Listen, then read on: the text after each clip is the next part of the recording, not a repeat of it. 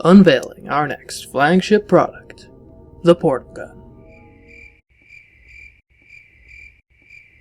I fail to see why anyone would want to buy this. What's a portal gun even Are we just supposed not to selling be? our next flagship product in countries with strict Didn't gun Black regulations? Mesa already? I thought I was investing in a shower curtain manufacturer.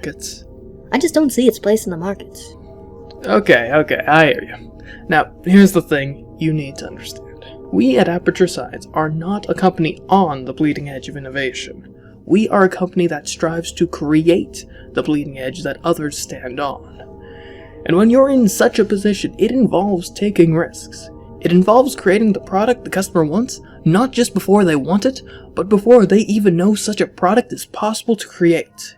So yes, there's not a place in the market for a portal gun right now, but it's our job to build that place in the market from the ground up and show the consumer that the portal gun isn't just a product they want, it's a product they need. To that end, I have prepared a presentation for you all detailing one of the many use cases for the portal gun.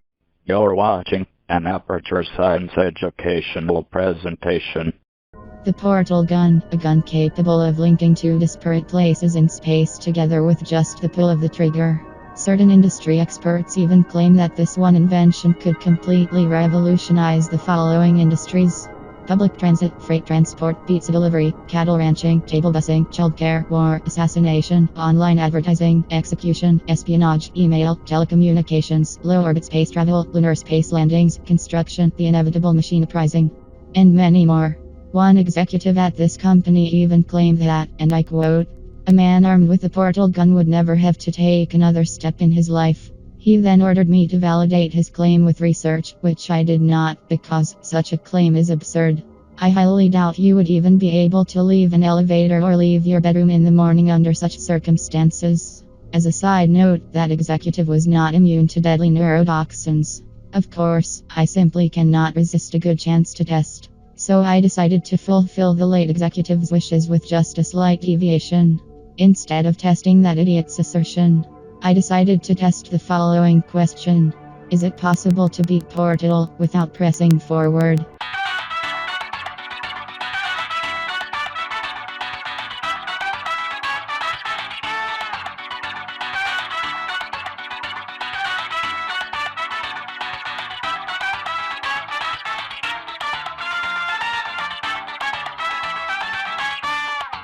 I will now allow test subject CMeeCraft to deliver his report on his experiences during the test.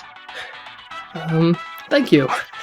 So, beating Portal without pressing forward.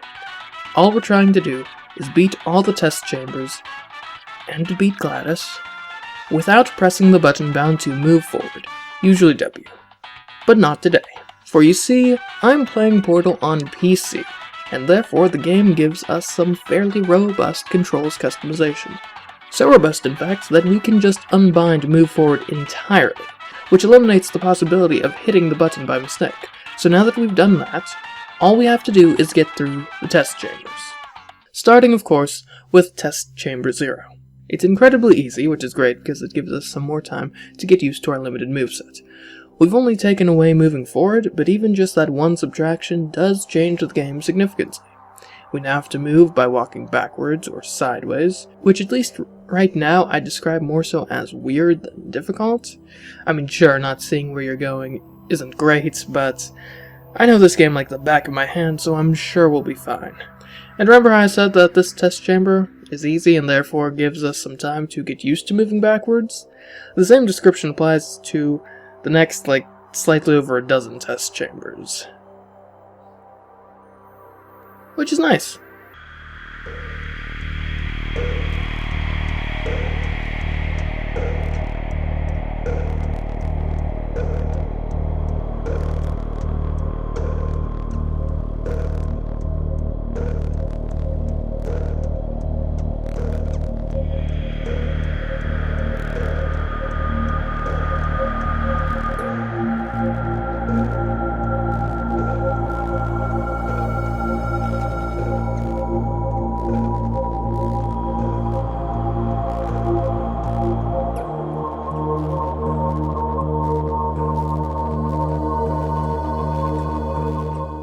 Welcome to Test Chamber 15. This is where things start getting interesting. I was worried about the first part, but as it turns out, shooting while soaring through the air isn't actually much harder than normal in this challenge. Then the moving platform can be kind of tough and disorienting if you're trying to rush it, but when taken slowly, it isn't very difficult at all. And finally, this button section had me worried, and while I did cut it close, strafing proved to be very effective here. On to Test Chamber 16. Did you know? Now this test chamber, I normally rush through guns blazing. You can't really do that effectively when you can't walk forwards though. What you can do effectively is play the level likely how it was actually meant to be played. Slowly, cautiously, taking out every turret before moving forward, and using objects to bludgeon the turrets instead of yourself. Overall, a lot more intimidating than it was difficult.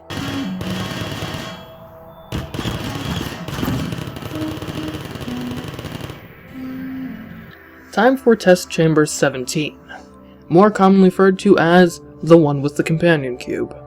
And it doesn't play around. You see this super narrow hallway with an energy ball constantly flying through it, that you would normally get through by advancing forward while using the companion cube as a shield? Yeah, good luck getting through that while walking backwards.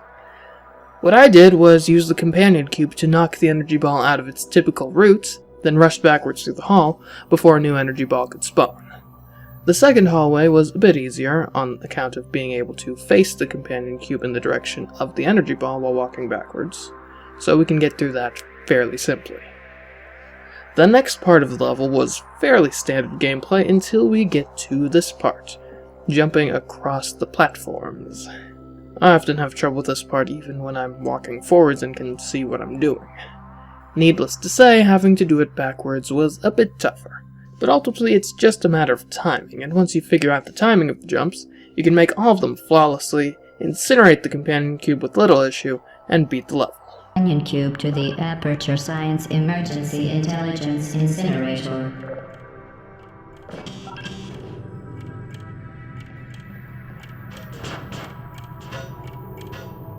You euthanized your faithful companion cube more quickly than any test subject on record. Congratulations. Now for Test Chamber 18. This test chamber opens for us with a blind jump into a portal halfway up a wall over poison. Which is fine. I mean, it's possible. Then there's this button part, which involves a timed maneuver I thought would be tricky. But as it turns out, you can do the whole maneuver while standing completely still, so we don't actually have much issue with it for this challenge.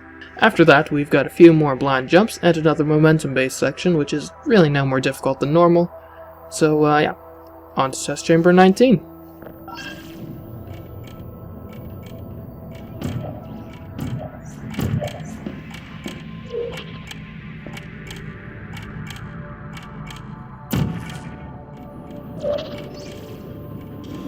The test chamber portion of Test Chamber 19 is pretty easy. Now, about the escape. It starts off with a backwards jump off a moving platform into a portal halfway up a wall over fire. And honestly, I surprised myself when I made it on my first try. And do you know what? I'm not sure if it's just that I've managed to get very used to not moving forward or what, but the whole escape didn't really have any major red.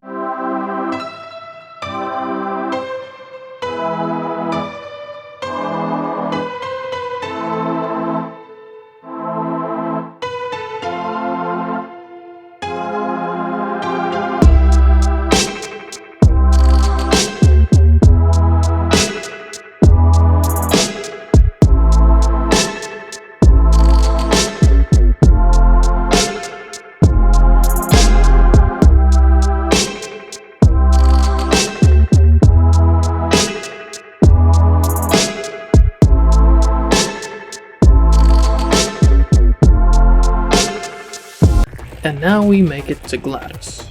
Of course, we still need to defeat her in the same way you normally would, and while I am a bit less efficient than usual in this challenge, we can burn all those cores without taking a single step forward, and prove that it is possible to beat Portal without pressing forward. And as far as challenges go, this might be the easiest one yet, but still interesting. It's not necessarily all about playing a game in the hardest way possible. Sometimes it's more about beating a game in a new, fresh way. But don't worry, a more difficult challenge is right around the corner, so be sure to subscribe so you don't miss out on the next Kirby No Jump challenge. I've been working on this one since April.